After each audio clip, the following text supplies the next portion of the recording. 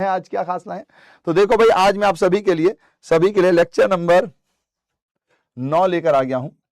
Lecture number 9 करेंगे आज अपन भैया जी। स्टार्ट करते हैं। 12 प्लस हमें कुछ होता है क्वेश्चन। अब बात है भाई, आ गए हमारे आहरण पर ब्याज यानी कि इंटरेस्ट ऑन ड्राइंग्स के ऊपर। तो अभी अपन देखते हैं पार्टनर्स कैपिटल अकाउंट साझेदारी। तो भैया जी इससे पहले हमें प्रैक्टिस क्वेश्चन अभ्यास प्रश्न करने थे हमारे आहरण पर ब्याज यानी कि इंटरेस्ट ऑन ड्राइंग्स के ऊपर। तो अभी अपन देखते हैं पार्टनर्स कैपिटल अकाउंट साझेदारी की पूंजी खाता अब हमें आज सीखना है ना। तो हमने भैया जी कुछ पॉइंटर्स तो कल सीख लिए थे, उम्मीद है कि आप लोगों ने याद रखे होंगे। प्लीज छोटी छोटी चीजें आपको ध्यान रखनी है। सबसे पहली चीज की फॉर्मूले आपको पता होनी चाहिए। इंटरेस्ट ऑन ड्राइंग के अंदर जो फॉर्मूला होता है ना वो थोड़ा सा ज्यादा होता है, तो आपको ध्यान रखना है उसका, है ना। अब आइए, कल हमने जो कुछ पढ़ा था उसमें और भी नई बातें होती हैं, थोड़ा उसका भी डिस्कशन कर लेते हैं ना। नई बातें कैसे होती है, जैसे अब मुझे बिहार बोर्ड में तो नॉर्मली इस टाइप से नहीं पूछा जाता है, लेकिन सीयूईटी में या सीबीएसई बोर्ड्स में इस टाइप से भी पूछा जाता है। तो आप उन बच्चों से भी पीछे ना रहें, या कभी अगर आप आगे चल के कभी किसी सीबीएसई बोर्ड के बच्चे से मिले तो ऐसा ना लगे आपको कि यार ये तो हमें पढ़ाया नहीं गया, या ऐसा होता नहीं है, या क्या है ये, कौन सी विचित्र बात हो रही है।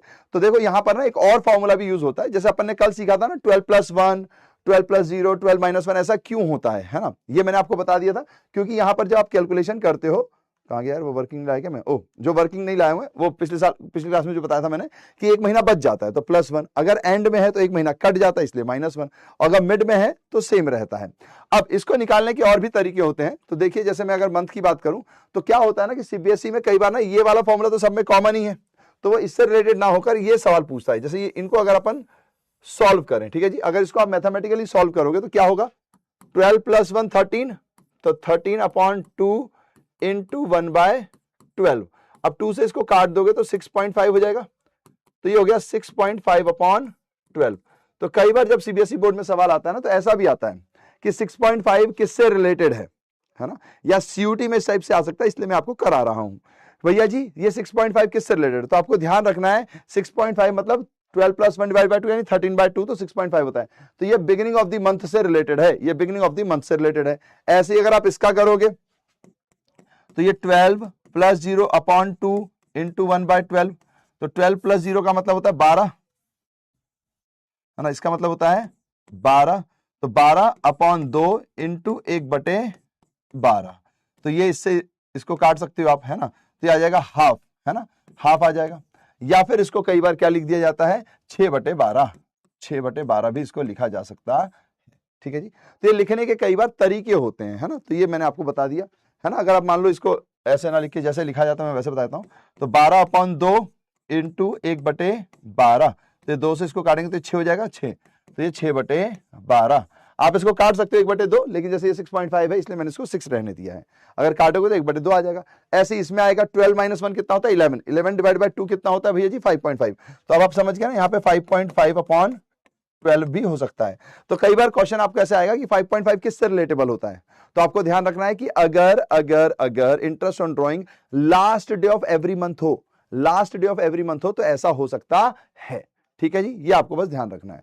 ओके भैया जी, फिर अब इसी में भी ऐसे कर लो, 12+3 डिवाइड बाय 2 तो 7.5, तो ये हो गया 7.5/12। इसके केस में 6 ही रहेगा, 6/12 ही रहेगा। इसके केस में 12 में से 3 काटे तो 9, 9 में से 2 डिवाइड करेंगे तो ये हो जाएगा अपने पास 4.5/12, ठीक है जी।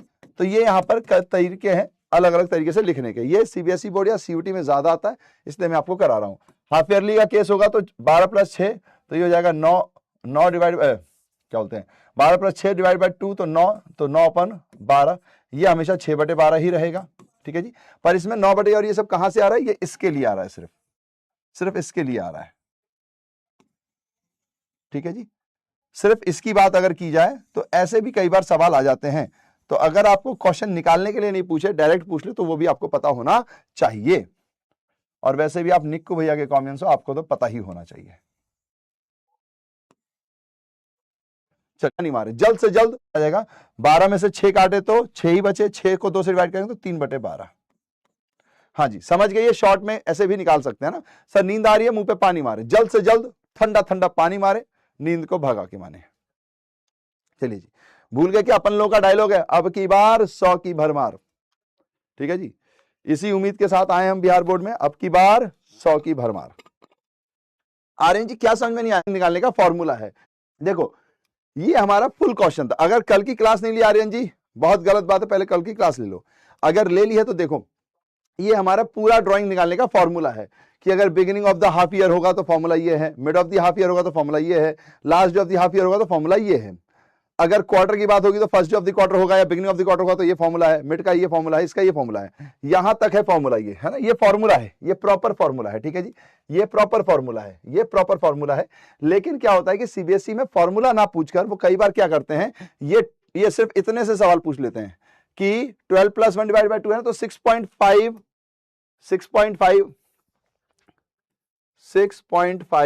किससे रिलेटेड है।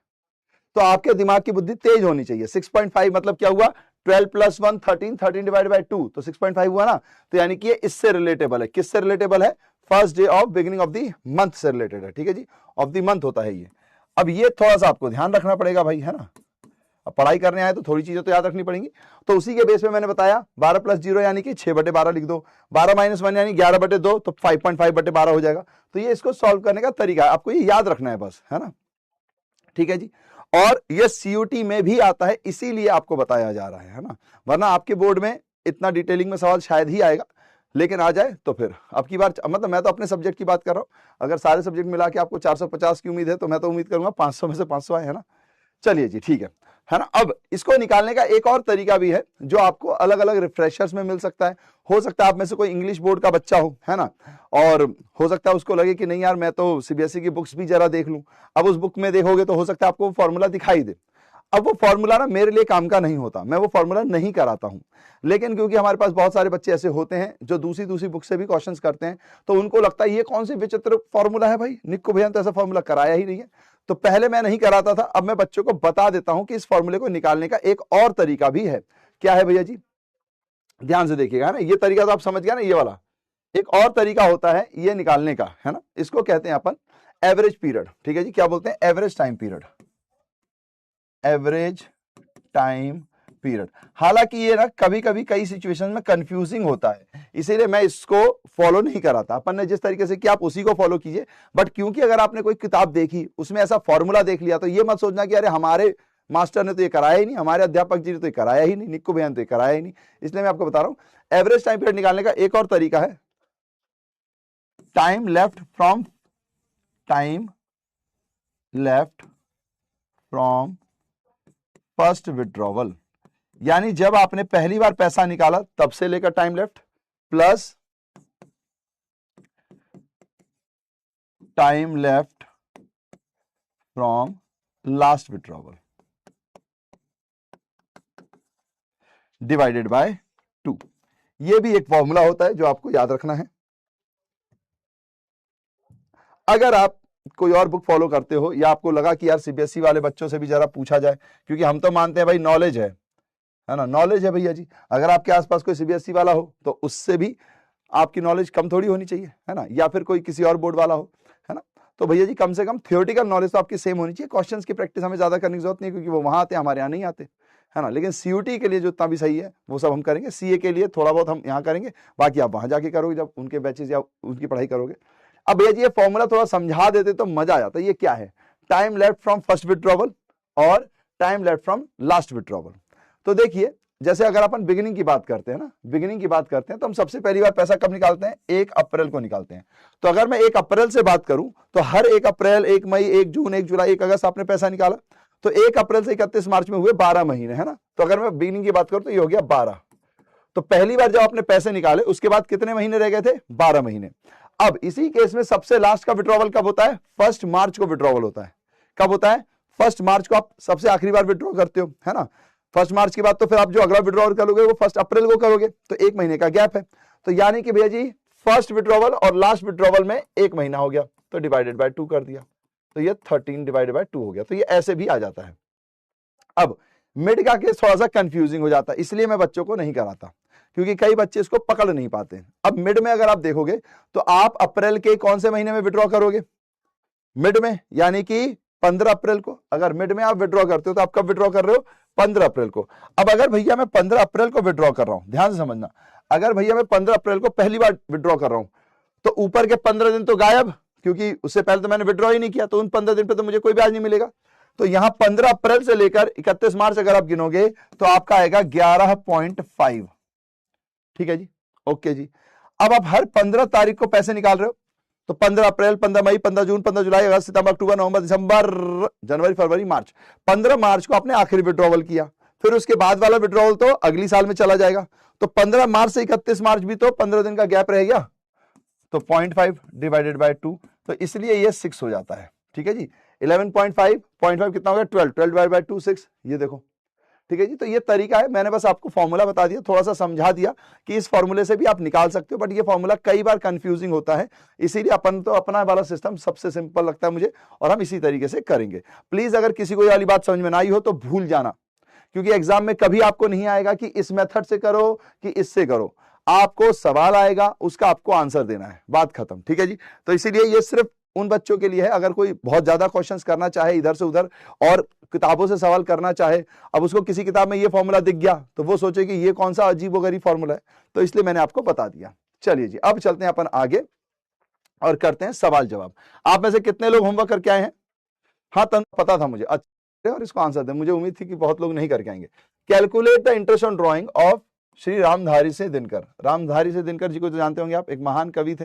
अगर आप में से कोई कवि छिपा हुआ हो तो आफ्टर द क्लास जरूर अपनी कविताएं मुझे भेजे, मैं पढ़ूंगा, मुझे अच्छा लगेगा। तो भैया जी इंटरेस्ट ऑन ड्रॉइंग्स है 9% पर एनम। ठीक है जी। तो ब्याज का रेट तो हमें दिया हुआ है और पर एनम ही दिया हुआ है, कोई दिक्कत नहीं है ना।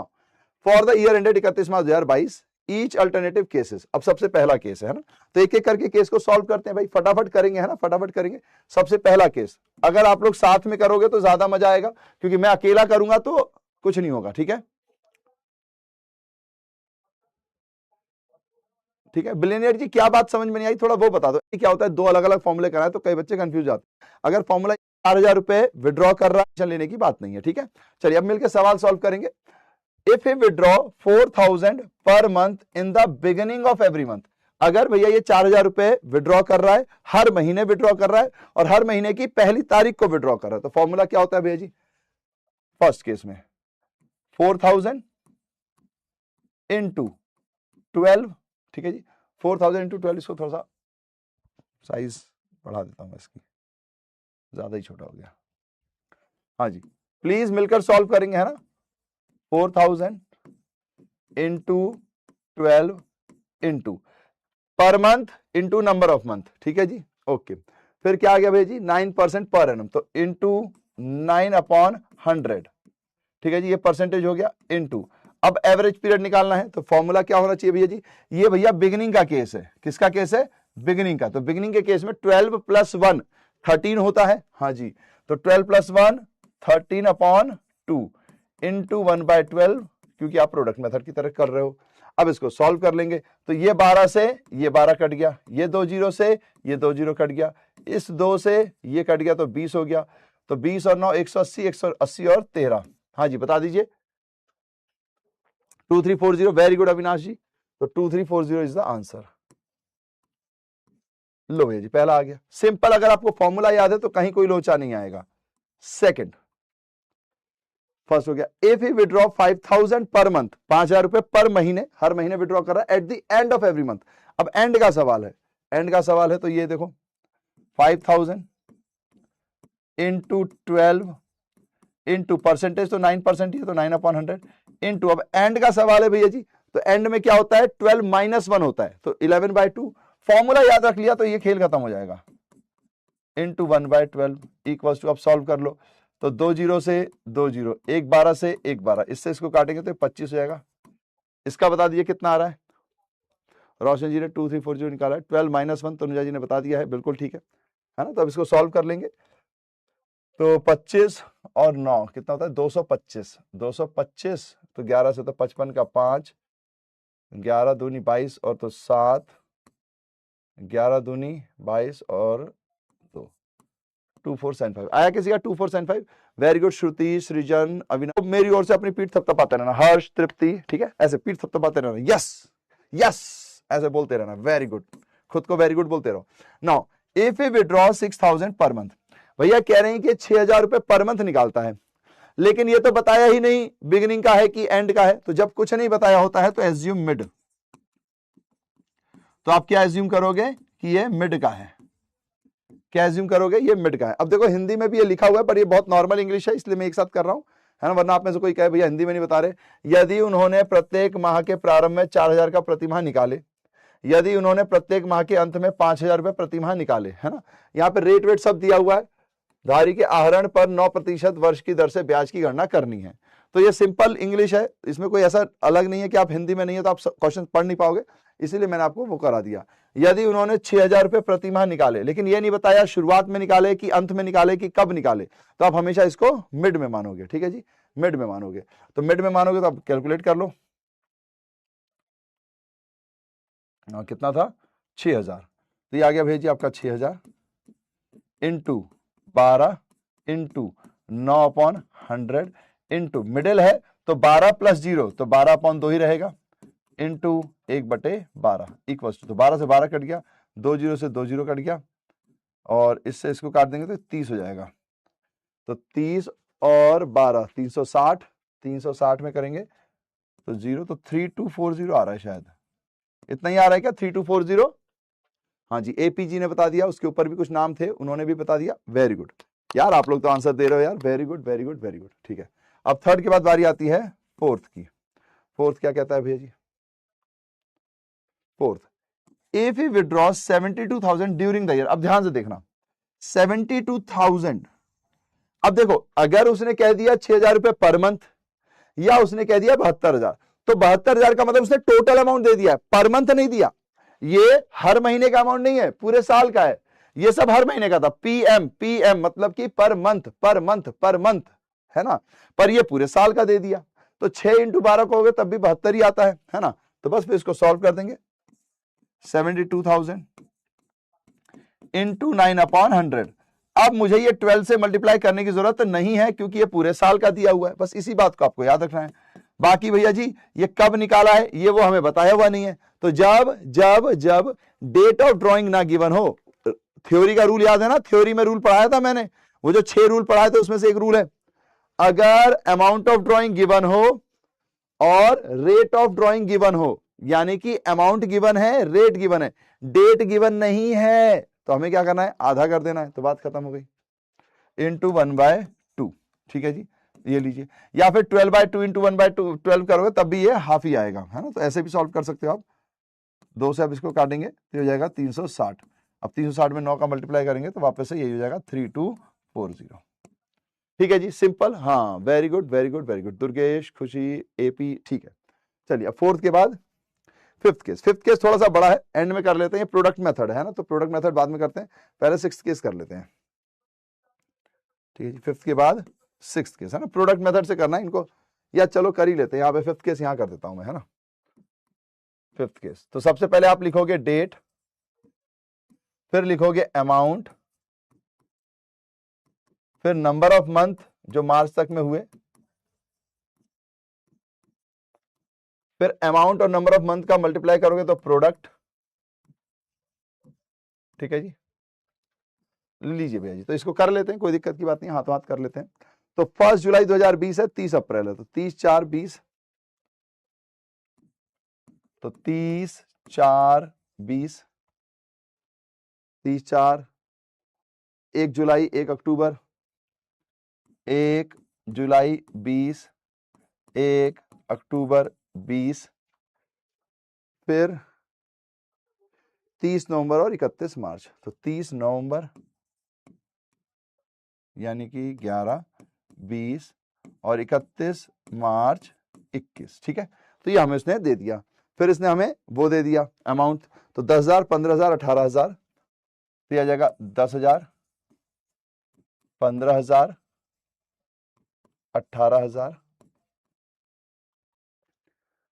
फिर 12,000 और 20,000, 12,000 और 20,000। ठीक है जी, आ गया भैया जी। अब क्या करें भैया जी, तो अब आपको देखना है 30/4 से 31 मार्च तक कितने महीने होते हैं, तो बताइए जरा 30/4 से 31 मार्च तक कितने महीने होते हैं। अच्छा, आप लोगों ने पहले निकाल लिया क्या, ओके पहले ही निकाल दिया, चलो देखते हैं अभी। तो ये हो जाएगा भैया जी, यहां से यहां गिरेंगे तो ये हो जाएगा 11 महीने। कैसे भैया 11 महीने, क्योंकि सिंपल सी कॉन्सेप्ट है, अब आप अप्रैल से मार्च मत गिनो, अरे सिंपल सी बात है, 30 अप्रैल है तो अप्रैल हटा दो, एक साल में 12 महीने होते हैं, एक महीना हट गया, क्योंकि 30 अप्रैल को निकाला है तो अप्रैल में तो कोई ब्याज लगेगा नहीं, है ना, एक महीना हटा दो तो 11 आ गया। फिर जुलाई, अब जुलाई में अगर आप देखोगे तो 1 जुलाई है, तो जुलाई का मंथ गिना जाएगा, तो अप्रैल मई जून 3 महीने का मंथ नहीं गिना जाएगा, क्योंकि इसके बाद आपने पैसे निकाले, तो 3 महीने फुर्र कर दो, तो यानी कि भैया जी मेरे पास 9 महीने बचे, तो ये 9 हो जाएगा। फिर यहां पर गिनोगे आप 1 अक्टूबर से, तो 6 महीने आता है, तो ये 6 महीने हो जाएगा। आप लोग कैलकुलेट कर लेना है ना, इतना तो आप लोग 11th भी पढ़ चुके हो, तो आपको पता है कैलकुलेशन कैसे होती है। 30 नवंबर, तो 30 तो खत्म हो गई, तो नवंबर गिनेंगे नहीं, तो दिसंबर जनवरी फरवरी मार्च, तो 4 महीने। अब भैया ये तो 31 मार्च लिखा हुआ है, तो इसमें तो कुछ महीना ही नहीं होगा, ये 0 हो जाएगा, तो इसका आंसर तो 0 ही आ जाएगा, हटा दो इसका तो भैया जी। अब यहां कर लो, तो 10 और 11 तो 1,10,000, फिर 15 × 9 तो 1,35,000, फिर 18 × 6 1,08,000, फिर भैया जी 12 × 4 तो ये हो जाएगा 48,000। अब आप इसकी टोटलिंग कर लोगे। हाँ जी, तो कितनी आ रही है इसकी टोटलिंग, कोई बताएगा क्या, कोई बताएगा, या फिर मैं कम, वरना नॉर्मली हम करते, देख लेना यही आ रहा है ना। अच्छा, एग्जाम में आपको कैल्सी अलाउ नहीं है, तो मत करना कैल्सी का इस्तेमाल। त्रिशा जी ने निकाल दिया, ओके ठीक है, तो 4,01,000 मेरा भी यही आ रहा है भाई, देख लेना। इसको इससे काटेंगे 1 2। अच्छा, एग्जाम में आपको कैल्सी अलाउ नहीं है, तो मत करना कैल्सी का इस्तेमाल। अभी तो अपन को इसलिए करना पड़ रहा है क्योंकि थोड़ा हम चाहते हैं क्लास में जल्दी हो जाए। अब भैया इसका फॉर्मूला लगा दो, तो 401,123 × 9/100 इंटू 1/12, तो 2 0 से 2 0 कट जाएगा, इसको इससे काटेंगे तो ये 3 हो जाएगा, ये 4 हो जाएगा, तो 3 से इसको काटेंगे तो 1 2 0 3 0 हो जाएगा, है ना, 1 2 0 3 0 1 2 डिवाइडेड बाय 4 कर देंगे, तो 3, फिर ये 0 हो जाएगा, फिर ये 3 रहेगा तो ये 0 हो जाएगा, फिर ये 30 हो जाएगा, तो 307.5 आ रहा है यार, आप लोगों का कुछ अलग आ रहा है, 00 क्यों आ रहा है, एक बार देखिए 307 आना चाहिए जी, प्लीज एक बार टोटलिंग कर लीजिए, मैं कैल्सी में कर लेता हूं, है ना, 307 आना चाहिए यार, इतना तो। ओके, आप लोगों का भी आ गया ना, ठीक है, फिर प्लीज चेक कर लेना जिन्होंने भी गलत किया है, कहां गलती हुई है। चलिए भैया, तो 5th हो गया अपने पास, अब 6th की बारी है।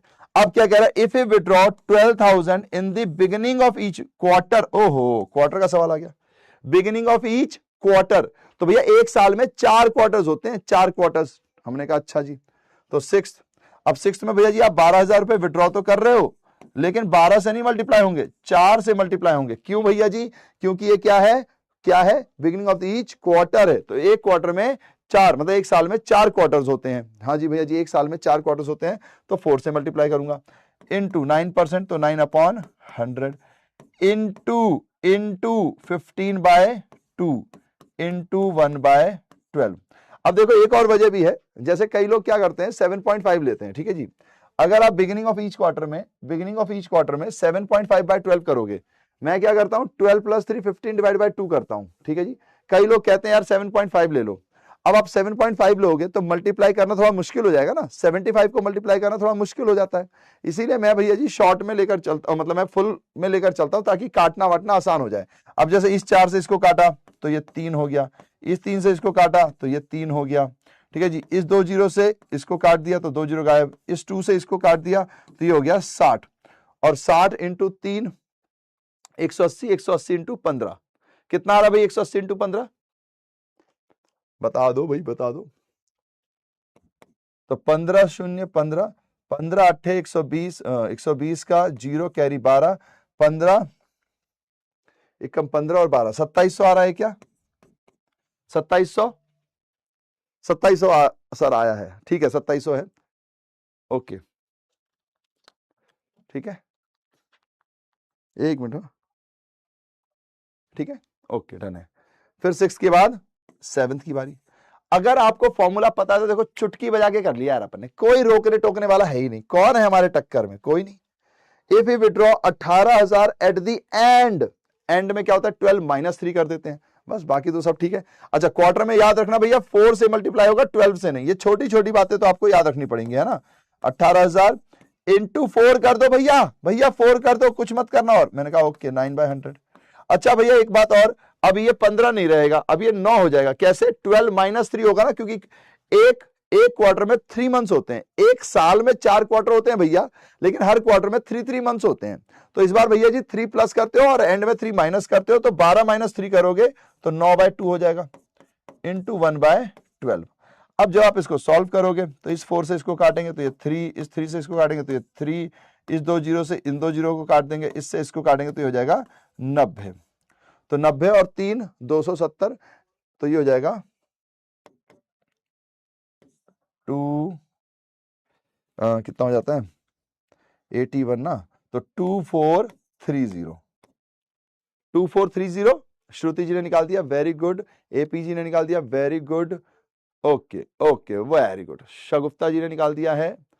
भले ही आज आप छापोगे तो आज मैं आपका नाम ले लूंगा, लेकिन लक्ष्य क्या है, टॉपर के दिन आपका नाम होना चाहिए। उस दिन जब हम आपसे मिलने आएंगे तो वहां पर आप मुझे दिखने चाहिए, है ना। If A withdraw 24,000 during the middle of each quarter, अगर मिडिल ऑफ ईच क्वार्टर है तो मिडिल का फॉर्मूला लगा दो भैया जी। तो मिडिल का फॉर्मूला क्या हो जाएगा 24,000 इंटू 4 इंटू 9/100 इंटू, भैया मिडिल की बात हो रही है तो उसमें कुछ प्लस नहीं कुछ माइनस नहीं, तो 12/2 इंटू 1/12 इक्वल्स टू, अब कर दो आप इसे। तो भैया जी इस 12 से इस 12 को काट दिया, 2 जीरो से इसको काट दिया, 2 से इसको काट दिया, तो ये 2 आ गया, नीचे का सब खत्म हो गया है, तो 200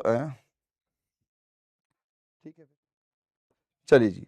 तो 2 ये और कितना हो गया 480, 480 इंटू 9, तो 480 तो 0 8 9 72 का 2 कैरी 7 और 400, तो 9 और 4 480, 4 9 4 जा 36 और 36 तो 6,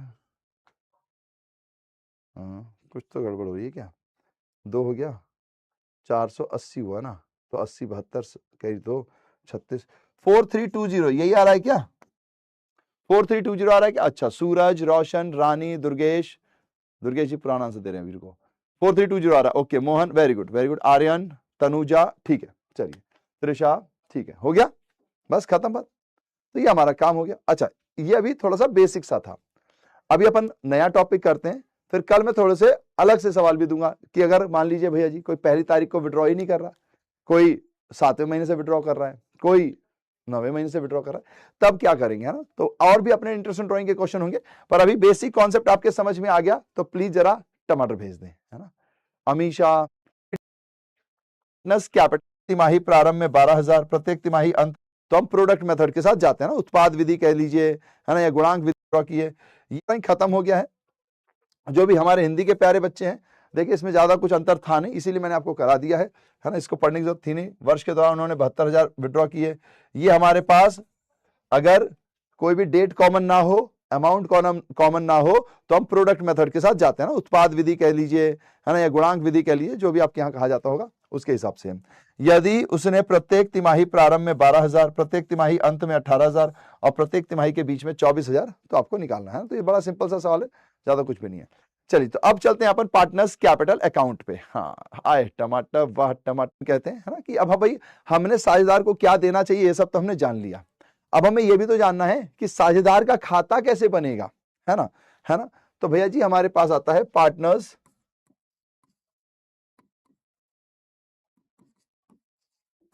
कैपिटल अकाउंट, साझेदार का पूंजी खाता। अब इसको बनाने के लिए इन्होंने कहा कि यार इसको बनाने के लिए ना हमारे पास 2 विधि होनी चाहिए। पहली विधि कि कुछ लोगों ने कहा कि भाई देखो मुझे तो ना ये चावल अलग से रखो, ये दाल अलग से रखो, फिर सलाद अलग से रखो, चोखा अलग से रखो, मेरे को इसमें मजा नहीं आता भाई, मैं तो इन सब की खिचड़ी बना के खाता हूं, आगे पेट में जाके तो सबको मिल ही जाना है, तो क्या इसको अलग अलग से सजाना है, क्यों इतना समय वर्थ में वेस्ट कर जाना है, राइम भी बनाना है। तो भैया जी कई लोग ऐसे होते हैं जो इस टाइप के होते हैं कि वो कहते हैं कि नहीं भैया हमें अलग अलग नहीं करना, एक साथ हमारे पास परोस दो, हम एक साथ खाएंगे, ठीक है जी। कुछ लोग होते हैं कि नहीं नहीं नहीं नहीं यार ये सब्जी थोड़ी अलग रखो, चोखा थोड़ा अलग रखो, क्या इसको आपस में मिक्स कर देंगे तो मजा नहीं आता, वो चटनी का टेस्ट नहीं आता भाई, है ना, चटनी भी दाल चावल में ही मिला के खा लो तो मजा नहीं आता है, मेरे को खिचड़ी नहीं बनानी भाई। तो वो लोग अलग अलग करना चाहते हैं। तो इस प्रकार से 2 विचारधाराएं हमारे यहाँ पैदा हो गई। तो 2 विचारधाराएं पैदा हो गई तो भैया 2 प्रकार के अकाउंट भी बनाने पड़ गए, ठीक है जी। तो यहां पर हम 2 प्रकार के अकाउंट बनाते हैं। एक होता है भैया फिक्स्ड मेथड के हिसाब से, ठीक है जी, और एक होता है फ्लक्चुएटिंग मेथड के हिसाब से।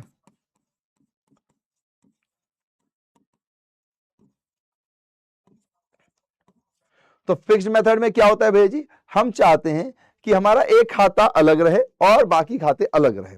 तो ये देखिए, when capital account are prepared fixed, देख लो हिंदी में भी है, ऐसी बात नहीं है ना, ये रहा, जब पूंजी खाते स्थिर हों, ठीक है जी। तो यहां पर आपको दो प्रकार के खाते बनाते हैं। अच्छा ये ध्यान रखना, कभी भी खाते का जो लेफ्ट हैंड साइड होता है ये डेबिट होता है और जो राइट हैंड साइड होता है ये क्रेडिट होता है, ठीक है जी। ये आपका क्रेडिट साइड होता है और ये आपका डेबिट साइड होता है। अच्छा जी, ठीक है भैया जी, डन।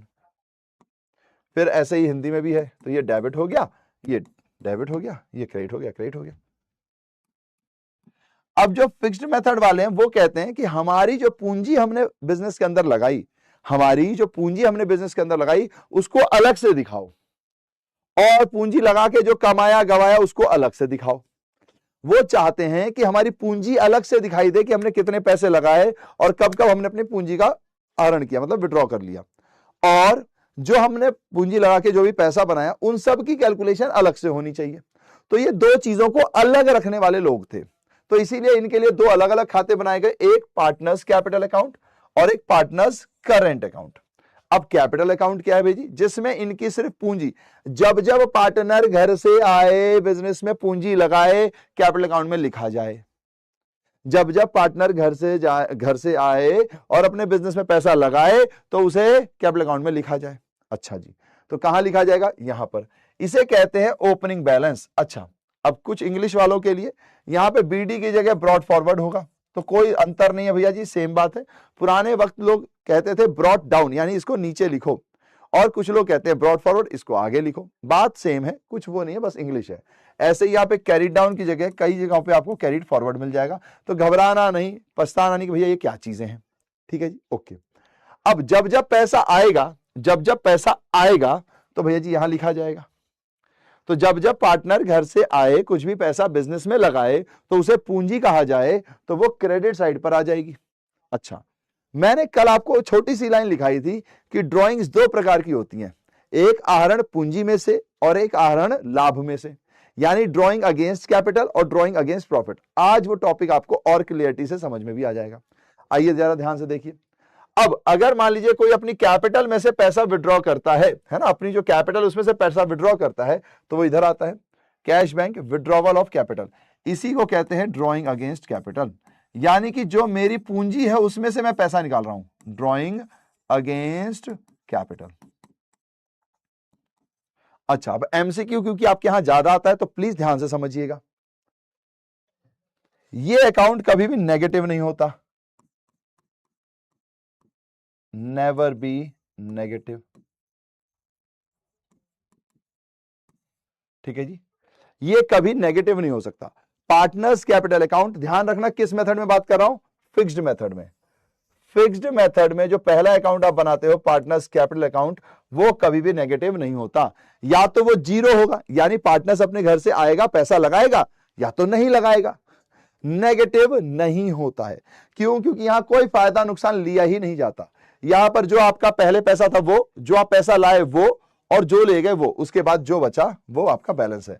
जैसे कि मान लीजिए पिछले साल आपके पास 1 लाख रुपए थे, तो आपने यहां 1 लाख लिख दिया, फिर आपने इस साल 20,000 रुपए और लाए तो आपने यहां 20,000 लिख दिया, फिर आपका मन हुआ भाई घर चलाने के लिए 30,000 रुपए की जरूरत है तो आपने 30,000 रुपए निकाल लिए।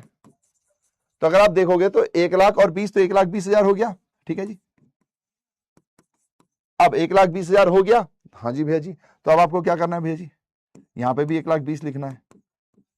तो 30 आप निकाल ले गए तो बचे कितने, तो भैया बचे अपने 90,000, वो यहां आ जाएंगे, ठीक है जी। तो इस तरीके से ये खाता बनता है। अब पॉइंट ये आया कि ठीक है भाई, हमने कैपिटल अकाउंट बना दिया, जब जब पूंजी लाए और जब जब ले गए सिर्फ उसी का रिकॉर्ड किया, लेकिन बाकी सबका क्या, अगर हमें प्रॉफिट हुआ तो, अगर हमें सैलरी मिली तो, अगर हमें कमीशन मिला तो, अगर हमें इंटरेस्ट ऑन कैपिटल मिला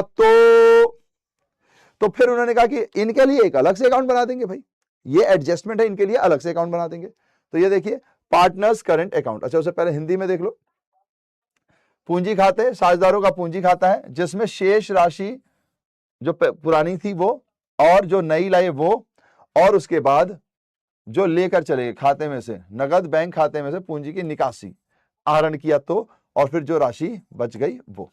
ठीक है जी। फिर दूसरा अकाउंट है भैया जी चालू खाता, जिसे करंट अकाउंट कहते हैं। तो सारा एडजस्टमेंट यहां आ जाएगा, ये देखो। अच्छा, इसका भी ओपनिंग बैलेंस हो सकता है, लेकिन ये पॉजिटिव और नेगेटिव दोनों हो सकते हैं, पॉजिटिव और यहां पर अगर होगा तो ये नेगेटिव होगा। ठीक है जी। अगर इस तरफ है तो नेगेटिव, अगर इस तरफ है तो पॉजिटिव। तो करंट अकाउंट पॉजिटिव भी हो सकता है, नेगेटिव भी हो सकता है। अब पार्टनर को जो जो मिलता है वो यहां आता जाएगा, पार्टनर को जो जो मिलता है वो सब, पार्टनर को जो जो मिलता है वो सब यहां आता चला जाएगा। Interest on capital, salary, commission, profit and loss, यानी जो जो आएगा वो क्रेडिट होता जाएगा। भैया एक बात बताओ, आप हर चीज को क्रेडिट में क्यों लिख रहे हो? क्रेडिट में क्यों लिख रहे हो, इसको डेबिट में क्यों नहीं लिख रहे?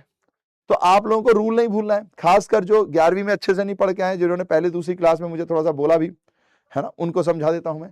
देखिए, जब कोई एसेट्स होते हैं या एक्सपेंस होते हैं और इंक्रीज होते हैं तो डेबिट, और डिक्रीज होते हैं तो क्रेडिट। लेकिन जब कैपिटल होती है, लायबिलिटी होती है, या कोई रेवेन्यू होता है ना, अगर ये तीन होते हैं तो इंक्रीज होते हैं तो क्रेडिट और डिक्रीज होते हैं तो डेबिट। तो अगर आपके पार्टनर की पूंजी खाते को बढ़ाएंगे, इंटरेस्ट ऑन कैपिटल उसे देंगे, सैलरी उसे देंगे, कमीशन उसे देंगे, प्रॉफिट का हिस्सा उसे देंगे, तो जब जब उसे देंगे उसकी कैपिटल बढ़ेगी। तो कैपिटल अगर बढ़ती है तो क्रेडिट साइड, तो ये देखो क्रेडिट साइड आ रही है। ठीक है जी। तो जब जब पैसा बढ़ेगा क्रेडिट साइड। अच्छा, जब जब उससे पैसा लेंगे, जैसे कि उसने आहरण कर दिया तो निकाल दिया, आहरण पर ब्याज लग गया तो निकाल दिया, या लॉस हो गया तो निकाल दिया, तो फिर वो आपका डेबिट साइड आ जाएगा। अच्छा, ये जो ड्राइंग्स होती है इसी को कहते हैं ड्राइंग अगेंस्ट प्रॉफिट। क्या कहते हैं? Drawings against profit. ठीक है जी। यानी लाभ में से आहरण को निकालना, और ये है पूंजी में से आहरण को निकालना। ठीक है जी। ये पॉजिटिव नेगेटिव दोनों हो सकते हैं। अच्छा, एक बात ध्यान रखना, अगर इनका ओपनिंग बैलेंस इस तरफ है तो पॉजिटिव, और अगर ओपनिंग बैलेंस इस तरफ है तो नेगेटिव। ऐसे ही अगर क्लोजिंग बैलेंस इस तरफ है, इस तरफ है, इस तरफ है, तो ये पॉजिटिव, और अगर क्लोजिंग बैलेंस इस तरफ है, इस तरफ है, तो ये नेगेटिव। ठीक है जी। ये आपको याद रखना पड़ेगा। ये सब 11th के कॉन्सेप्ट है, ये 12th के नहीं है, लेकिन क्योंकि आप लोग भूल गए होंगे तो इसलिए मैं आपको याद दिला दे रहा हूं। अच्छा भैया, ये हो गया फिक्स्ड मेथड से अगर आप अकाउंट बनाते हो तो। लेकिन अगर फ्लक्चुएटिंग मेथड से अकाउंट बनाते हो तो ये देखिए, when accounts are prepared are fluctuating. ठीक है जी। या हिंदी में बात किया जाए तो पूंजी खातों में उतार चढ़ाव होने पर। तो ये कहते हैं भाई हमें तो खिचड़ी दे दो भैया, हम 4 बर्तन गंदे करने वाले लोग नहीं है, दाल दो चावल दो। तो चावल लेते हैं, चावल के बीच में छेद करते हैं, मतलब ऐसे करके बैठाते हैं, उसमें ही भैया जी डाल देते हैं दाल, उसी में डाल देते हैं घी, उसी में डाल देते हैं चटनी, और मिक्स करके मस्त मजे से खाते। चटपटा खाना, मुंह में चटपटापन आ जाता है भाई, है ना, पानी भर जाता है मुंह में भैया जी, है ना, ऐसे बोलते हैं ना कि मुंह में पानी आ गया, इतना टेस्टी खाना लगता है। तो ऐसे लोगों ने कहा भाई हमको ये नौटंकी नहीं चाहिए, हमको ये नौटंकी नहीं चाहिए कि कैपिटल अकाउंट अलग बना रहे हैं, करंट अकाउंट अलग बना रहे हैं, इनको एक साथ कर दो। क्या कर दो? एक साथ। तो भैया जी इन दीवारों को हटा दो, इन दीवारों को हटा दो, यानी इन सबको एक साथ लिख दोगे तो बस खत्म बात। तो ध्यान से समझना, लेकिन फिक्स्ड मेथड में भी पार्टनर्स कैपिटल अकाउंट हेडिंग है और फिक्स्ड मेथड में करंट अकाउंट हेडिंग है, 2 अकाउंट बनते हैं इसमें। लेकिन अगर आप फ्लक्चुएटिंग अकाउंट में होते हो, ठीक है जी, तो सिर्फ एक अकाउंट बनता है, only one account, only one account, और उसका नाम है पार्टनर्स कैपिटल अकाउंट। इसी में सब कुछ आएगा, जो आपको मिल रहा है वो इधर, जो आपसे छीना जा रहा है, आपसे लिया जा रहा है वो इधर, लेकिन सब इसी के अंदर। तो देखो ओपनिंग बैलेंस ये पॉजिटिव भी हो सकता है और नेगेटिव भी हो सकता है। ठीक है। इसमें भैया जी देखो कैश ऑफ बैंक आप लेकर आए, interest on capital, salary, commission, profit and loss, profit के केस में है ना, ये प्रॉफिट के केस में है, लॉस के केस में इधर आता है। ठीक है जी। अब इधर देखो, अगर आपने पैसे विड्रॉ किए, withdrawal of capital, drawing, interest on drawing, profit and loss, loss के केस में। यहां पर अगर आता है क्लोजिंग बैलेंस तो ये पॉजिटिव है, लेकिन अगर क्लोजिंग बैलेंस इस तरफ आता है तो ये नेगेटिव है। यानी कि फ्लक्चुएटिंग मेथड में आपका एक ही अकाउंट बनता है जिसको आप कहते हो पार्टनर्स कैपिटल अकाउंट, यानी साझेदारों का पूंजी खाता, और उसी में सारे एडजस्टमेंट लेते हो। ठीक है जी। तो उतार चढ़ाव होने पर साझेदारों के पूंजी खाते में शेष राशि बकाया नगद, पूंजी पर ब्याज, वेतन, कमीशन, लाभ और हानि का खाता, लाभ के केस में है ना, लाभ के केस में शेष राशि है ना, फिर यहां पर भी शेष राशि जो शुरू में आई, फिर उसके बाद नगद अगर कुछ विड्रॉ किया, आहरण पर ब्याज, लाभ हानि के केस में, और शेष राशि। ठीक है जी, तो ये हमारा अकाउंट होता है, सिंपल सा अकाउंट है, ज्यादा कुछ भी नहीं है। इसमें सवाल कैसे आ सकते हैं भैया, पूछा जा सकता है ये बताओ फिक्स्ड मेथड में कैपिटल अकाउंट नेगेटिव हो सकता है क्या, तो नहीं हो सकता। अच्छा, फिक्स्ड मेथड में क्या हमेशा पॉजिटिव होता है कैपिटल अकाउंट, हाँ जी हो सकता है। अच्छा, फिक्स्ड मेथड में करंट अकाउंट भी पॉजिटिव होता है क्या, नहीं, करंट अकाउंट पॉजिटिव नहीं होता है। ठीक है जी, अच्छा ध्यान रखेंगे, जब आप कैपिटल अकाउंट की बात करते हो तो इन पॉजिटिव बैलेंस को ही कहते हैं क्रेडिट बैलेंस। ठीक है जी, जब आप लाइबिलिटी, कैपिटल या रेवेन्यू किसी टाइप के आइटम की बात करते हो तो उनका पॉजिटिव बैलेंस को क्रेडिट बैलेंस भी बोलते हैं और नेगेटिव बैलेंस को डेबिट बैलेंस बोलते हैं। ठीक है जी, और एसेट्स के केस में उल्टा होता है, एसेट्स के केस में पॉजिटिव बैलेंस को डेबिट बोलते हैं और नेगेटिव बैलेंस को क्रेडिट बोलते हैं। ठीक है जी, तो अगर कोई एसेट है और वो बढ़ रही है तो वो डेबिट होगी यानी पॉजिटिव है, और अगर वो घट रही है तो वो क्रेडिट होगी यानी कि नेगेटिव है। ठीक है जी, चलिए जी अब बढ़ते हैं आगे। अब इन्हीं के बीच में छोटे छोटे डिफरेंसेस, क्योंकि बिहार बोर्ड में अंतर आते हैं सर जी, बिहार बोर्ड में क्या होता है, अंतर आता है सर जी। ठीक है, डिफरेंस लिखने को आएगा आपको, तो इसलिए आपको इसके डिफरेंस याद रखने हैं। सीबीएसई में अब डिफरेंस बहुत रेयरेस्ट चांस अगर आता है तो आता है, नहीं तो यहां तो आता है, तो आपको ध्यान रखने हैं। Distinction between fixed capital account और फ्लक्चुएटिंग कैपिटल अकाउंट, हिंदी में भी देख लीजिए भैया जी, स्थिर पूंजी खातों और अस्थिर पूंजी खातों के बीच अंतर है ना, तो उतार चढ़ाव खाता कहो, अस्थिर खाता कहो। तो देखिए सबसे पहली बात तो नंबर ऑफ अकाउंट्स, भैया आपको पता है जो हम स्थिर मेथड पढ़ते हैं ना उसमें 2 अकाउंट्स बनते हैं, कौन कौन से भैया जी, 2 अकाउंट्स, पहला भैया जी फिक्स्ड कैपिटल अकाउंट और दूसरा करंट अकाउंट, और यहां पर सिर्फ एक अकाउंट बनता है भैया जी, सिर्फ कैपिटल अकाउंट। हिंदी में देख लीजिए, खातों की संख्या प्रत्येक भागीदार के लिए 2 खाते होते हैं, स्थिर पूंजी खाता और चालू खाता, यहां पर सिर्फ पूंजी खाता ही होता है, प्रत्येक भागीदार के लिए केवल एक खाता होता है। सिंपल है, ज्यादा कुछ भी नहीं है। फिर चार्ज इन कैपिटल, तो भैया जी fixed capital partners capital normally remain fix and do not change, ये चेंज है, चार्ज नहीं है। अच्छा, नॉर्मली क्या होता है कि जब हम फिक्स्ड मेथड से कैपिटल अकाउंट बनाते हैं तो वो चेंज नहीं होता, क्योंकि हम पैसा लाते हैं ले जाते हैं, उससे ज्यादा कुछ नहीं आता उसमें, लेकिन और वो हमेशा पॉजिटिव भी रहता है। लेकिन फ्लक्चुएटिंग मेथड के अंदर ये हमेशा बदलता रहता है, क्यों, क्योंकि इसमें फायदा भी आ रहा है, आहरण भी हो रहा है, नुकसान भी हो सकता है, कभी इंटरेस्ट का भी पैसा मिल जाएगा, कभी सैलरी भी मिल जाएगी, है ना, तो ये हमेशा बदलता रहता है, तो कीप ऑन चेंजिंग। ठीक है जी, तो देखिए हिंदी में पूंजी में परिवर्तन, स्थिर पूंजी में अंतर्गत भागीदारों की पूंजी खातों में सामान्यतः स्थिर रहते हैं, कभी अगर कैपिटल आई या कैपिटल से पैसा गया तो इसमें एंट्री होती है, वरना नॉर्मली नहीं होती है। लेकिन इसमें तो भैया परिवर्तनशील पूंजी खातों के अंतर्गत भागीदारों की पूंजी खाते में वर्ष में बदलता रहता है, कभी पॉजिटिव कभी नेगेटिव भी हो सकता है। लेन देन का लेखांकन, तो यहां पर ध्यान रखेंगे कि स्थिर पूंजी खाते में सिर्फ पूंजी का ही लेन देन होता है ना, स्थिर पूंजी खाते में जो पूंजी खाता है उसमें सिर्फ पूंजी का ही लेन देन होता है, और चालू खाते में बाकी सब चीजें आती हैं। ठीक है जी, तो ये देखो आहरण पूंजी पर ब्याज, आहरण पर ब्याज, वेतन, कमीशन, लाभ एवं हानि की भागीदारी संबंधित प्रविष्टियां भागीदार के चालू खाते में दर्ज की जाती हैं, ना कि स्थिर पूंजी खाते में। लेकिन यहां पर सारी प्रविष्टियां पूंजी खाते में ही आती हैं, आहरण पूंजी पर ब्याज सब से संबंधित प्रविष्टियां सीधे पूंजी खाते में ही दर्ज की जाती है ना। इंग्लिश में देख लीजिए, entries related to drawing, interest capital, interest on drawing, commission, जो कुछ भी है सब कहां होता है, करंट अकाउंट में होता है ना, and not in fixed capital account, पर यहां पर तो सब कुछ ही कैपिटल अकाउंट में होता है, entry entered in capital account itself. ठीक है जी, फिर आखिरी बैलेंस, ये बैलेंस भैया जी इसमें फिक्स्ड कैपिटल अकाउंट का बैलेंस हमेशा क्रेडिट रहेगा, शोज ऑलवेज। तो कैपिटल अकाउंट का बैलेंस कैसा रहेगा, हाँ जी बता दो, कैपिटल अकाउंट का बैलेंस कैसा रहेगा, ऑलवेज क्रेडिट, है ना।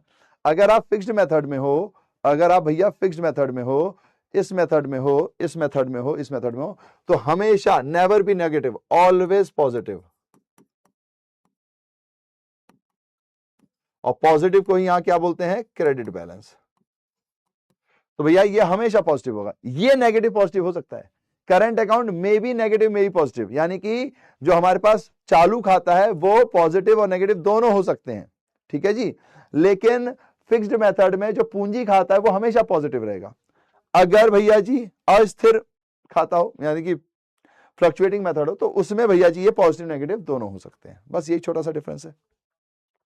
तो fixed capital account always shows credit balance, balance while current account में शो डेबिट और credit balance.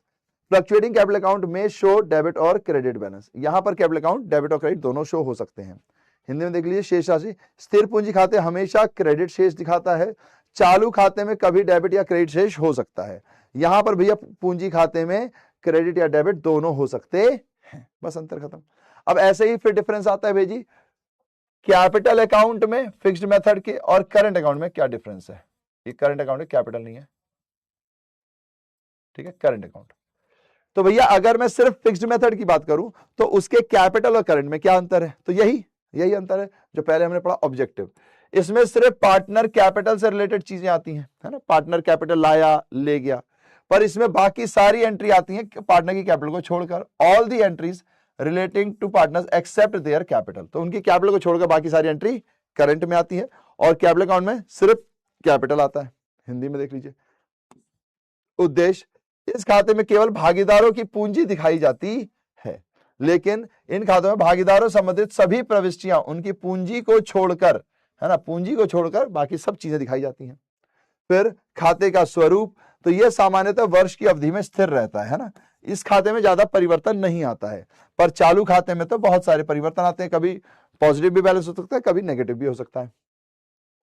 Nature of account, the capital account normally remains fixed over a period of time और ये keeps on changing, ठीक है जी, okay. फिर आता है balance, तो कैपिटल अकाउंट का हमेशा ही अगर फिक्स्ड मेथड है तो क्रेडिट बैलेंस है, लेकिन चालू खाते का भैया जी क्रेडिट और डेबिट दोनों हो सकता है, तो मे डेबिट मे क्रेडिट, बहुत छोटा छोटा एकदम बेसिक और 3-3 नंबर में आ जाते हैं, तो आप लोगों को ध्यान रखना है ना, मतलब जितने भी मार्क्स का आपके उसमें आता है सब में आता है।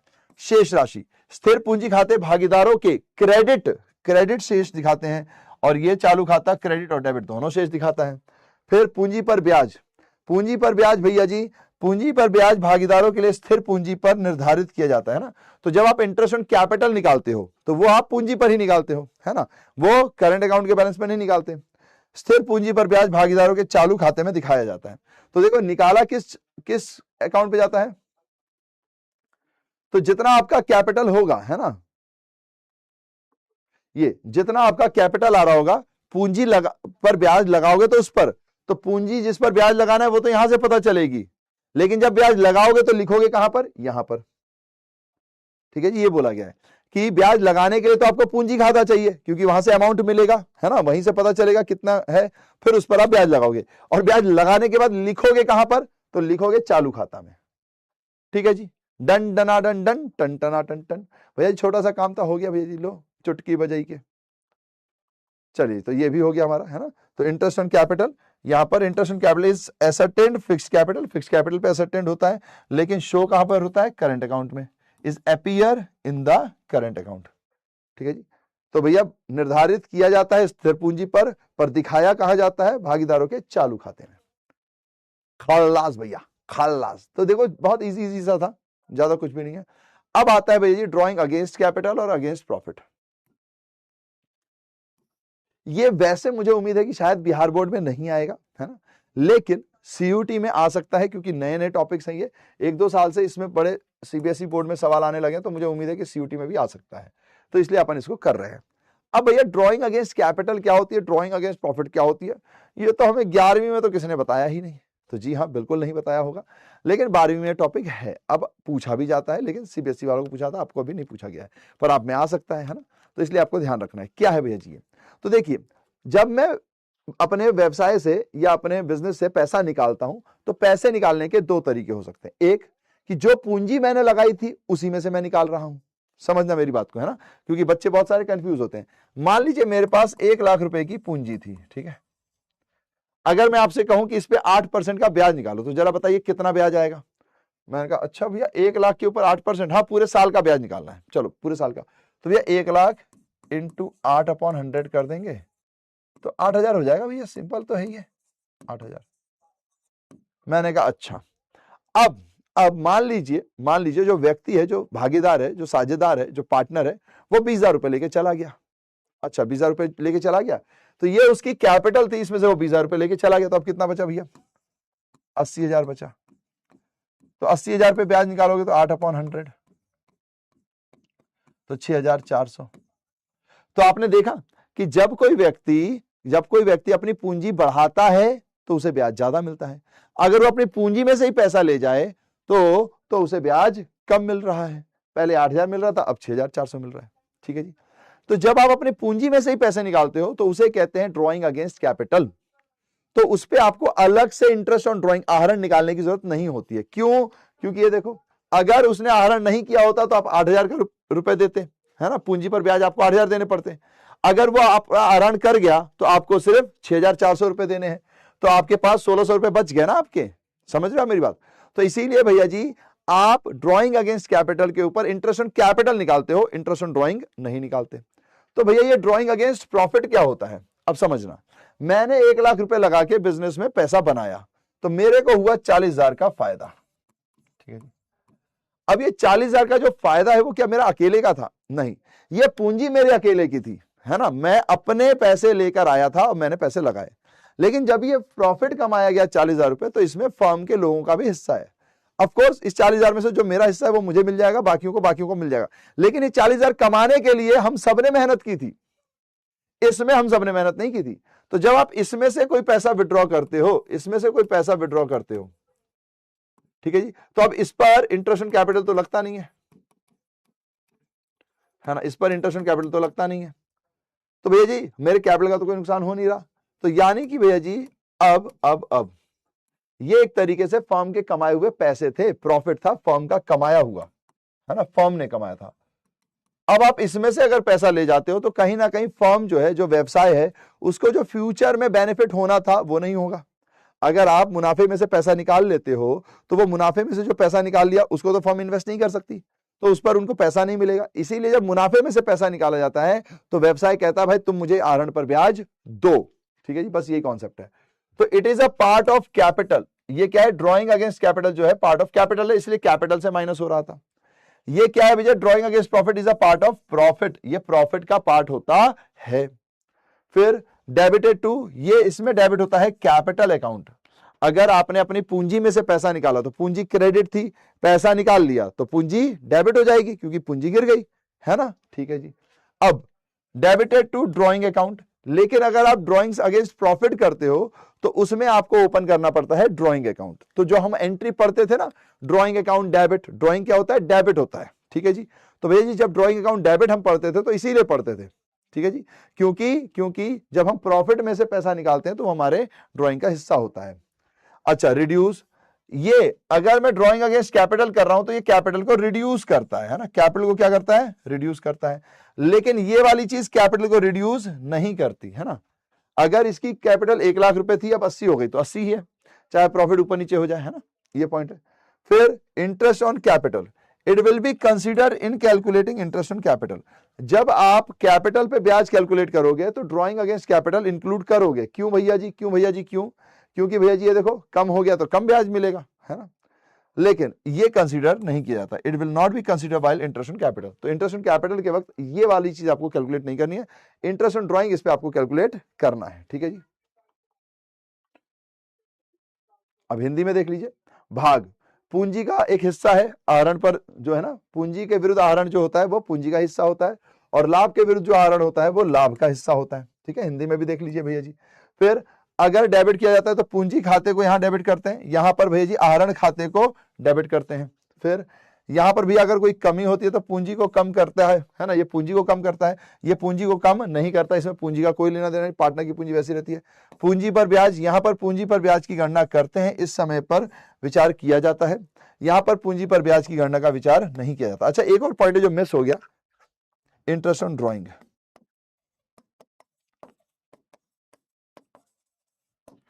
इस पर भैया जी नॉट चार्ज, ठीक है जी, इस पर ड्रॉइंग अगेंस्ट कैपिटल पे चार्ज नहीं होता, इस पर चार्ज होता है।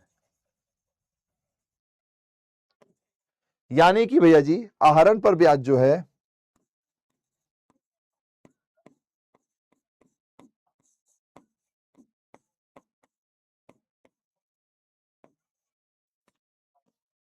अरे अर्न पर ब्याज इस पर नहीं लगता,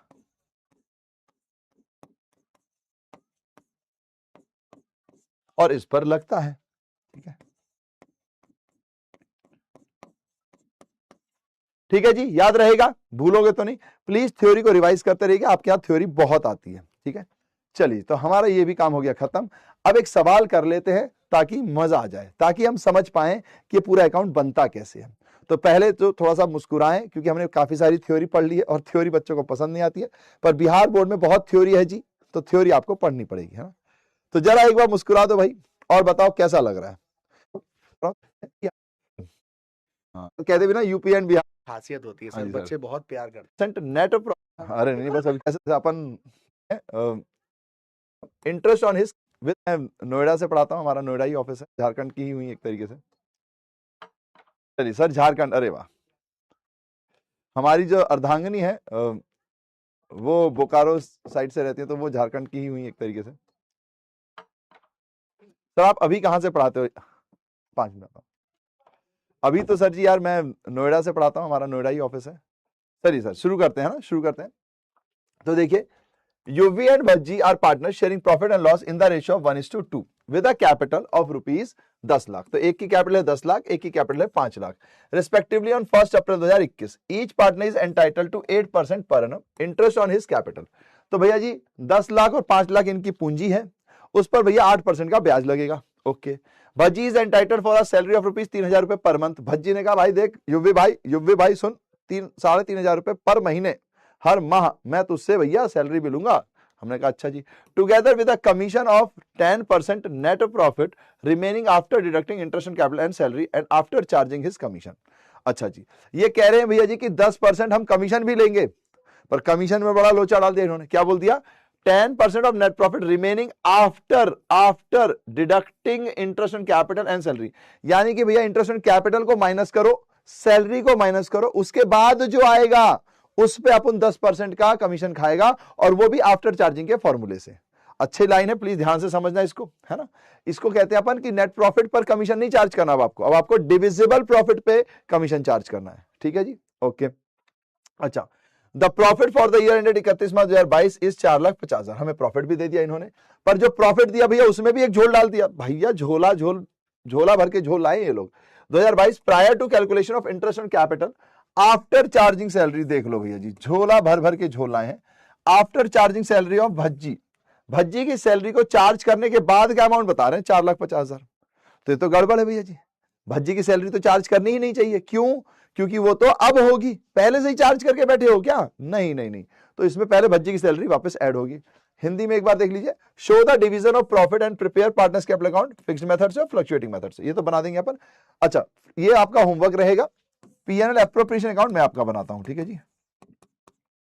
चलिए, तो देखिए, युवी और भज्जी 1:2 के अनुपात में साझेदार हैं 1 अप्रैल 2021 में। उनकी पूंजी क्रमशः 10 लाख और 5 लाख है। पूंजी की क्रमशः दे दिया, हाँ जी भैया जी दे दिया। फिर रुपए थी, प्रत्येक साझेदार अपनी पूंजी पर 8% वार्षिक ब्याज का हकदार है। भाजी को 3,500 रुपए प्रति माह वेतन के साथ साथ पूंजी पर वेतन और ब्याज काटने और अपना कमीशन काटने के बाद, देख रहे हो, पूंजी पर ब्याज और वेतन काटने के बाद, कमीशन के बाद वाला फॉर्मूला लगाना है ना। तो बड़ा, अगर किसी को इंग्लिश समझ में ना आए तो हिंदी देख के समझ जाना, ठीक है, इसमें बहुत होता है। अब शुद्ध लाभ जो है वो 10% का कमीशन मिलता है। 31 मार्च 2022 को समाप्त हुए वर्ष के लिए भज्जी के वेतन काटने के बाद पूंजी पर ब्याज की गणना से पहले, यानी वेतन काटने के बाद और पूंजी की ब्याज की गणना से पहले का लाभ हमें दे रखा है 4.5 लाख। तो भैया जी हमें जो प्रॉफिट चाहिए होता है ना, वो भैया जी हमें पहले का चाहिए होता है। तो देखो आप यहां पर आओगे, यहां लिखोगे बाय नेट प्रॉफिट 4.5 लाख, ठीक है जी। यहां पे आप लिख दोगे 4.5 लाख। लेकिन अगर मान लीजिए, ध्यान से समझना, बड़ा अच्छा सवाल है ये, पेंच वाला सवाल है, कि अगर ये यहां पे ना ये सैलरी अगर किसी इंप्लॉय को दे रहे होते, अगर सैलरी किसी इंप्लॉय को दे रहे होते, वेतन अगर किसी इंप्लॉय को दे रहे होते, है ना, तो फिर भैया जी ये माइनस नहीं करते। क्यों? क्योंकि भैया प्रॉफिट माइनस करने के बाद ही यहां आना चाहिए। ध्यान से समझना, बड़ा इंपॉर्टेंट पॉइंट है।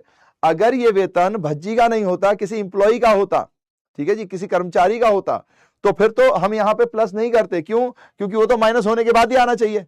क्योंकि अगर इंप्लॉय को आप वेतन दे रहे हो, कर्मचारी को वेतन दे रहे हो, मजदूर को अगर वेतन दे रहे हो, तो फिर वो चीज कहां आती है? प्रॉफिट एंड लॉस अकाउंट में आती है। वहां से माइनस होकर आंसर यहां आना चाहिए। पर क्योंकि भैया जी आपने जो वेतन दिया है वो भज्जी को दिया है, तो सैलरी ऑफ भज्जी वो यहां पर ऐड होगा, क्योंकि वो माइनस नहीं होना चाहिए, वो तो यहां आना चाहिए। आपने पहले ही माइनस कर दिया, गलत कर दिया, तो पहले ऐड करो। अब 3,500 रुपए हैं, 3,500 इंटू 12, क्योंकि 12 हो गया, तो ये आ गया 42,000। तो यानी कि आपका टोटल प्रॉफिट हो गया 4,92,000। आया किसी का 4,92,000? प्लीज आंसर निकालते रहे। हाँ, ऐड सैलरी, बिल्कुल ठीक, बिल्कुल ठीक। अब आप यहां पर आ जाओगे और लिखोगे टू इंटरेस्ट एंड कैपिटल को मैं शॉर्ट में लिख दे रहा हूं, है ना, IOC। अच्छा, हिंदी वाले बच्चे आप इंग्लिश में लिख सकते हो, कोई दिक्कत की बात नहीं है। तो 2 IOC यूवी और भज्जी, यूवी लिख दिया मैंने, है ना। तो क्या रेट है भैया जी? यूवी पहले, भज्जी बाद में। तो यूवी का 10 लाख है, भज्जी का 5 लाख है, और रेट है 8%। तो 8% 10 लाख पे लगा दोगे तो ये आ जाएगा 80,000, और 5 लाख पे 40,000। तो ये आ गया 80,000, ये आ गया 40,000। तो आपका टोटल कितना हो गया भैया? 1,20,000 बाहर। फिर भैया जी भज्जी की सैलरी आ गई, तो 2 बीज सैलरी, 20 मतलब भज्जी की सैलरी, वो अपन ने वही निकाल दी थी 42,000, तो वो भी आएगी यहां पर। फिर भैया जी भज्जी का कमीशन, तो 2 बीज कमीशन। लेकिन भैया अब जो कमीशन निकालना है ना, उसको बड़ा ध्यान से देखना पड़ेगा। उसने कहा था प्रॉफिट में से पूंजी को काटने के बाद, वेतन को काटने के बाद, और कमीशन का भी आफ्टर का फॉर्मूला लगाना है। तो आप यहां देखोगे 4,92,000 माइनस 1,62,000, तो ये हो गया 3,30,000। ठीक है जी। अब इसी के ऊपर आपको कमीशन कैलकुलेट करना है ना, इसी के ऊपर आपको कमीशन कैलकुलेट करना है। ठीक है जी, हाँ जी। अब इस पे निकाल दो 10, लेकिन after charging, after charging, after charging, तो आफ्टर चार्जिंग का फॉर्मूला लगेगा 110। याद है ना? भूल तो नहीं, देखो भूलना मत, याद, देखो 12वीं में हो भाई, मेहनत करनी पड़ेगी, भूलना नहीं फॉर्मूला। आफ्टर चार्जिंग का फॉर्मूला है रेट अपॉन 100 प्लस रेट। ठीक है जी। तो 10 से 10 कट गया, 11 से इसे काटेंगे तो ये आ जाएगा 30,000। बस फिर खत्म, और तो कुछ था नहीं। अब प्रॉफिट को बांट दो पार्टनर्स के बीच में। तो ये देखो भैया जी, किसी ने कहा सैलरी डेबिट साइड आता है, राहत जी डेबिट साइड ही है, ये देखो भज्जी सैलरी। तो यहां प्लस क्यों कर रहे हैं? क्योंकि इन लोगों ने कहा, क्वेश्चन ने मुझसे कहा कि ये देखो यहां लिखा हुआ है भज्जी का वेतन काटने के बाद, भज्जी का वेतन काटने के बाद और पूंजी पर ब्याज की गणना से पहले का लाभ 4.5 लाख है। लेकिन भज्जी तो पार्टनर है, अब पार्टनर का वेतन कहां कटना चाहिए? पार्टनर का वेतन तो यहां आना चाहिए, इस प्रॉफिट में से नहीं कटना चाहिए, यहां आना चाहिए। आपने इस प्रॉफिट में पहले ही काट दिया है, तो आप उसको ऐड करोगे। अगर ये इंप्लॉय की सैलरी होती तो ठीक था, क्योंकि इंप्लॉय की सैलरी पहले कटती है, वो लाभ हानि खाते में आता है, प्रॉफिट एंड लॉस अकाउंट में डेबिट साइड आता है। अगर पार्टनर का क्या बोलते हैं, अगर इंप्लॉय का सैलरी हो, या मैनेजर की कमीशन हो, या इंटरेस्ट ऑन लोन हो, या रेंट पेड हो, है ना, वो सब तो पीएनएल में ही माइनस होता है, तो ठीक था। लेकिन अगर आपने पार्टनर की सैलरी माइनस कर दी तो गलत कर दिया, माइनस नहीं करना था। तो आप प्लस करोगे, फिर बाद में यहां पे आके माइनस करोगे, ये देखो। ठीक है जी। तो उम्मीद है कि अब आप ध्यान रखोगे, है ना। ठीक है, डन है जी। चलिए, तो अब इसको सॉल्व कर लीजिए। तो ये 4,92,000 आ जाएगा, ये भी आ जाएगा 4,92,000। अब आपके पास यहां पर प्रॉफिट आ जाएगा, तो 2 प्रॉफिट, और ये ट्रांसफर हो जाएगा 2। अगर आप फिक्स्ड मेथड में हो तो करंट अकाउंट, और अगर फ्लक्चुएटिंग मेथड में हो तो कैपिटल। तो मैंने दोनों ही लिख दे रहा हूं, ठीक है जी, क्योंकि आपको दोनों ही बनाने हैं। ठीक है जी। अब आप यहां लिख दो यूवी और भज्जी। अगर आप देखोगे तो 3,30,000 में 30 माइनस किया तो 3 लाख इसका वो हो जाएगा, टोटल लाभ आने वाली चीज। अब इसका रेशियो क्या था भैया जी? रेशियो है 1:2। ध्यान से देखना, 1:2 है, 1:2 है। सुल्तान जी क्या समझ में नहीं आया, प्लीज मुझे बता दीजिए, तो मैं आपको रिपीट कर दूं, है ना। 1:2 है, तो आप यहां देखेंगे, ठीक है, 1:2। तो ये लो भैया जी 3 लाख यहां कर देता हूं, थोड़ा खुले खुले में लगेगा ना। तो 3 लाख का 1:2 करोगे,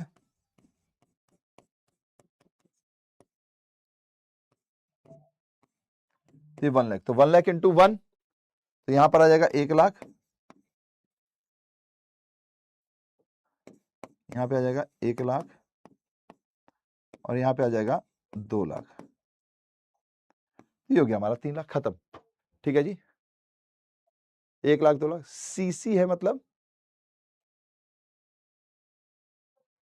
दो तरीके से, तो वो होमवर्क है ना। अब जब मैं छुट्टी के बाद मिलूंगा तो मैं आपको बता दूंगा, ठीक है। चलिए जी, तो एक थोड़ा सा सवाल कर लेते हैं, एक छोटा सा एमसीक्यू कर लेते हैं। सर मतलब प्रॉफिट के आप एप्रोप्रिएशन करते हो, ठीक है, प्रॉफिट के बाद सैलरी दे लीजिए। तो एक थोड़ा सा सवाल कर लेते हैं, एक छोटा सा एमसीक्यू कर लेते हैं। सर मतलब प्रॉफिट के बाद सैलरी देंगे तो क्रेडिट में आएगा, प्रॉफिट के बाद सैलरी देंगे? नहीं नहीं, अगर आपने देखो होता क्या, प्रॉफिट एंड लॉस अकाउंट से प्रॉफिट निकालते हो और इस प्रॉफिट में से आप एप्रोप्रिएशन करते हो, ठीक है जी। तो आप एप्रोप्रिएशन करते हो यानी बांटते हो, आपने इस प्रॉफिट में से पहले सैलरी माइनस कर दिया, तो फिर थोड़ी बांटोगे। तो इसीलिए आपको पार्टनर की सैलरी प्लस करनी पड़ेगी। अगर इंप्लॉय की सैलरी होती तो वो तो माइनस करके ही प्रॉफिट आता है, तो ठीक था, कोई दिक्कत नहीं थी। लेकिन इंप्लॉय की सैलरी नहीं है, अगर मैनेजर का कमीशन है तो वो तो माइनस करके ही आएगा, तो ठीक है। लेकिन ये वेतन किसका था? ये वेतन पार्टनर का था और आपने माइनस कर दिया, उसके बाद का प्रॉफिट दिया। अब कह रहे हैं इस पे वापस से वितरण करो, तो जब आप सैलरी दे ही चुके होगे तो बांटोगे क्यों, है ना। तो इसीलिए आपको पहले ऐड करना पड़ेगा, तो जो वैल्यू आएगी फिर उसमें आप बांटोगे, ठीक है। Okay, thank you thank you thank you. चलिए जी, प्लीज अगर किसी को कोई प्रॉब्लम है तो आप डाउट स्लाइड पे पूछ लीजिएगा। और एक छोटा सा एमसीक्यू कर लेते हैं भाई, है ना, एमसीक्यू कर लेते हैं। अच्छा, आप ध्यान दीजिएगा कि काफी सारे कॉन्सेप्ट्स हम कवर करा चुके हैं, तो अब कभी भी आपको एमसीक्यूज आ जाएंगे। हम रेगुलरली 4-5 एमसीक्यूज क्वेश्चंस तो जरूर करेंगे, और हम 4-5 दिन का गैप है, आप लोग अच्छे से पुराना पढ़ लीजिए, क्योंकि अब आपके एमसीक्यू होंगे। बिहार बोर्ड में एमसीक्यूज बहुत आते हैं, तो हमें बहुत सारे करने होंगे, ठीक है।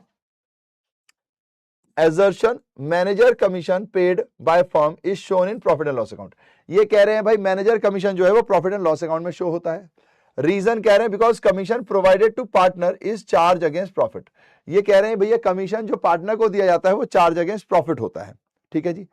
अब एजर्शन और रीजनिंग क्या होता है? एजर्शन एक लाइन होती है, आपको ये बताना होता है कि क्या ये सही है। अब इसी लाइन को एक्सप्लेन करने के लिए रीजनिंग होती है, तो आपको बताना है कि क्या ये रीजन सही है। अगर ये दोनों सही हैं और एक दूसरे से रिलेटेड होते हैं तो आप आंसर लिखते हो both are correct and are correct explanation, यानी दोनों सही हैं और एक दूसरे को समझा रहे हैं। अगर दोनों सही हैं पर एक दूसरे को समझा नहीं रहे हैं तो नॉट करेक्ट लिखते हैं। जैसे मैंने कहा निक्कू भैया बेस्ट टीचर हैं, और किसी ने कहा कि कॉमियंस बेस्ट स्टूडेंट है, तो निक्कू भैया भी सही बात है और कॉमियंस भी सही बात है, पर ये दोनों एक दूसरे से रिलेटेड नहीं है ना, ठीक है जी। तो दोनों सही है लेकिन कनेक्टेड नहीं है। अगर एक लाइन गलत है दूसरी लाइन तो ये हो गया, अगर पहला और दोनों ही गलत है तो ये हो गया। तो आपको ये ऑप्शन चूज करने। अभिकथन, फर्म द्वारा भुगतान किया गया मैनेजर को कमीशन लाभ हानि खाते में दिखाया जाता है। रीजनिंग, साझेदार को दिया जाने वाला कमीशन लाभों पर प्रभार यानी चार्ज अगेंस्ट प्रॉफिट है। अब आपको इसका आंसर बताना है, 30 सेकंड्स आपके सामने है।